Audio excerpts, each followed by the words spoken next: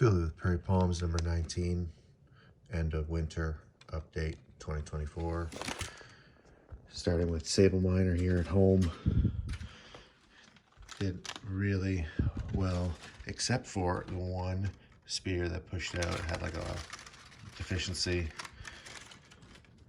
Put out two other ones this winter that were good. And now like the fourth one is looking like it's not going to be fucked up and it's going to be normal, so that's great. Crossing fingers that it's all healthy, but everything else is pushing. This guy got fucked. Let's see what happens. I don't think it's going to grow any bigger. Maybe like a boron. That's usually what happens when it gets these like hook shit that happens there. So my kids were asking and wife was asking what happened. I said it had cancer. Yeah, that might be like what it is. If it's deficient in something, it might get like a tumor.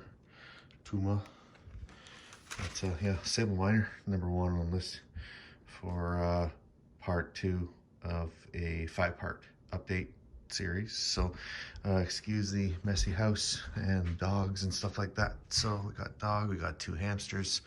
Kids are running around like crazy. Dog wants to come inside and be part of the video, I'm sure, because she knows I'm filming right now. Hyophorby, Vercofeltii, and does really good. Again, since the scorch in the summer, it's put out this guy and this guy. This guy's already starting to get a little fucked up. But new spear is going to be okay. Really got to get outside. Probably is least happy to be inside.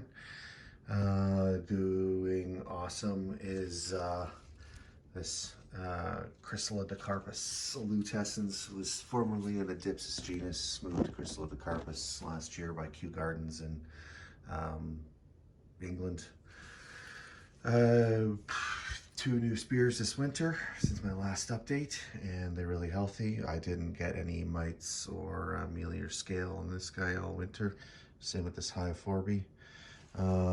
Which same could be said about this Foxtail Wood Yetia bifurcata.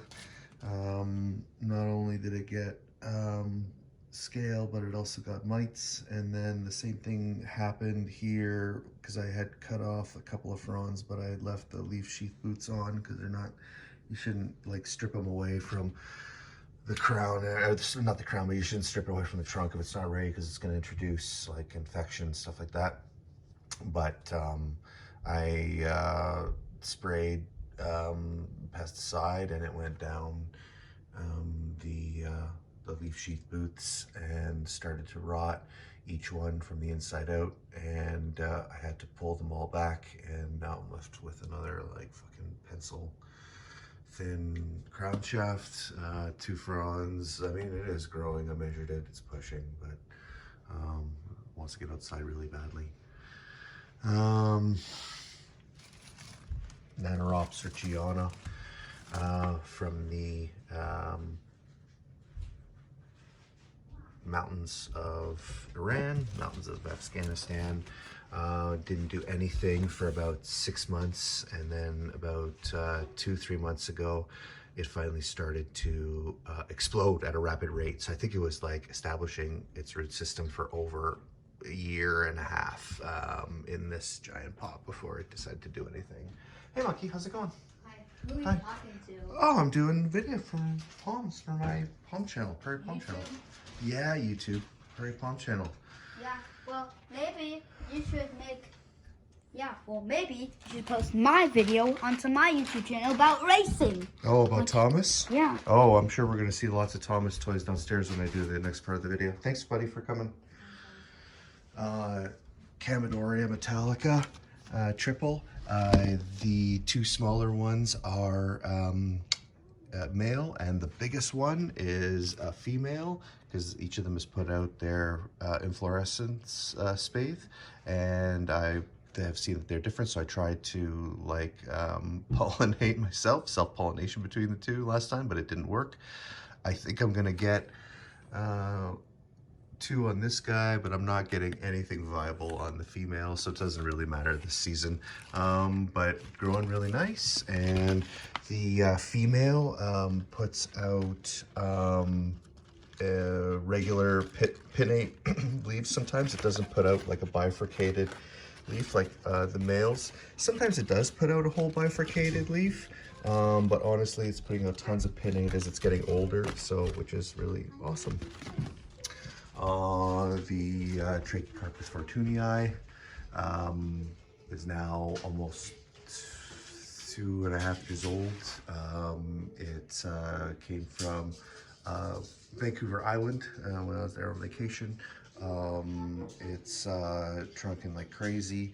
I'm not gonna take it outside this winter because it's winds destroy the leaflets and tear it up, and then when I bring it back inside I have to rebuild the crown all over again.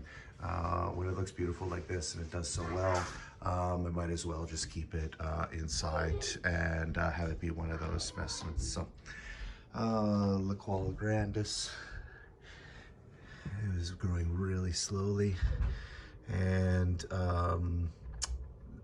this is one I get tons of brown tipping with. I don't know, just the humidity is just not there enough. I don't do any added humidity for any of the palms, and I'm not about to start running humidifiers. I don't care that much.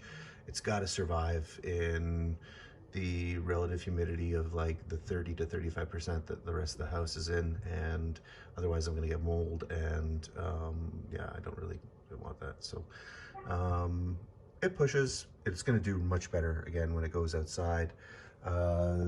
This, I can't reach, but this guy was new, and this guy was new, and that's new. So last in this room for the part 2 is our Kanto Phoenix Cunninghamiana King. It's been with the same grow bulb that was on the Trachy and the Laquala, same Phillips grow bulb that's been on this our Kanto all winter long. It didn't get any mites, any mealy, any scale. I run gallons, 2 gallons through it every 2 days. It's on a stand, stands about 3 inches tall, iron stand inside this 6-inch deep catch tray. Well, no, that's not 6 inches deep. That's probably about 4 inches deep. And it stands about 2 inches, and yeah, it'll hold 2 gallons passing through it, and then I clear it out with a turkey baster, and fucking Palms your uncle. So now, Philly Prairie Palms, number 2, video number 2, video number 3, next in the series, different part of the house. Peace out.